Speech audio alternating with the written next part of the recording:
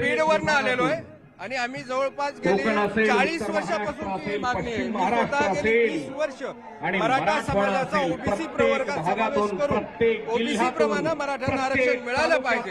त्यामध्ये मी स्वतः ओबीसी आहे, परंतु माझा जो दुसरा बांधव आहे मी मराठा असताना ओबीसी मध्ये आहे, परंतु माझा काही बांधव ओबीसी मध्ये नाही. त्यांना हक्काचं आरक्षण मिळालं पाहिजे आणि जोपर्यंत आरक्षण मिळणार नाही तोपर्यंत आम्ही आज मुंबई सोडणार नाही. 2023 साली 29 ऑगस्ट 2023 जे आहे ते आंदोलनाला सुरुवात झालेली आहे. तब्बल 2 वर्षाचा जो आहे तो लढा सुरू आहे. याकडे कसं पाहता? दादा जरांगे पाटील 2023 पासून आजपर्यंत जर आपण पाहितलं तर लोकांचं या मागणीबद्दलचं वाढत चाललेली आहे. आम्ही जानेवारीमध्ये याच्या आधी एक मोर्चा काढला होता.